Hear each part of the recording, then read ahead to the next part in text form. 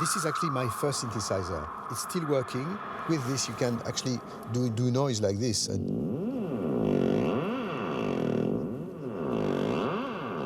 you know, this is the mixture of noise. And you know, on Oxygène 4, this is what you.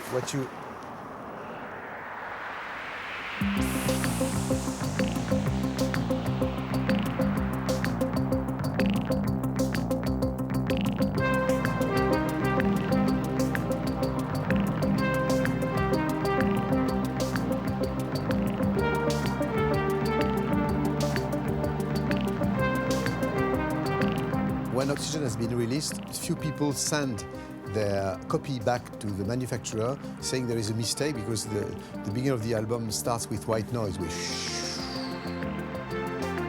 Oxygène has been done in a kitchen I transformed. Because the quality of the tape was not that good, I decided to use white noise to actually mask the noise of the tape and the instruments. And then that gives this kind of airy and windy type of mood.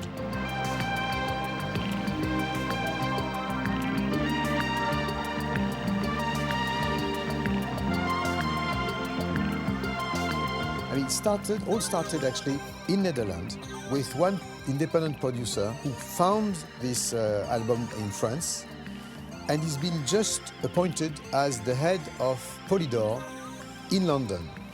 He went with this album to BBC Radio 1, a friend of his, and Radio 1 played the album entirely. And then, boom, it went to the charts #1, maybe 2 weeks later.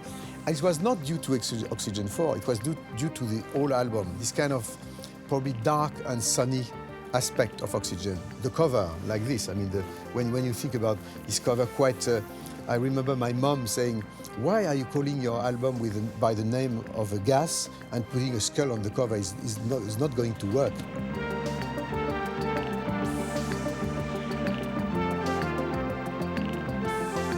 These instruments are not necessarily reliable. So all kind of accidents, you can suddenly you can you know. So if it's not made for hitting this, but you know, you can create sounds unexpected, and you can record this, you know. And you can create sounds by using it in the manufacturer never thought about this, you know. But this is exactly the kind of things that where by accident you can create and creating sound that you can then record, sample, and you can play this sound on a keyboard, and that could become the first idea for a melody. Oxygène has been really created with this idea that I had to try to create a bridge between experimental music and pop music, really.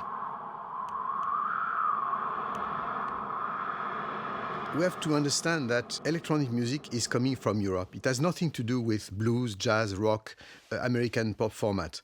It's really coming from our heritage from classical music, this long instrumental piece.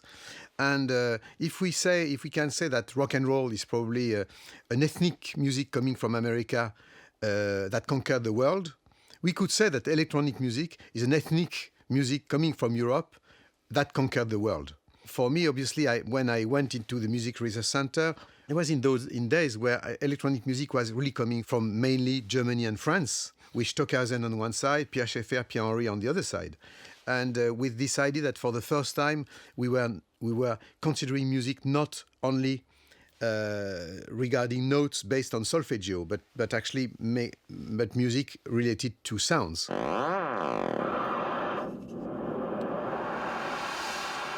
And from noise, which is ugly, if you start to work with this, you create the wind or the sound of the sea, and you know it's a very good example of how to use pure noise into music.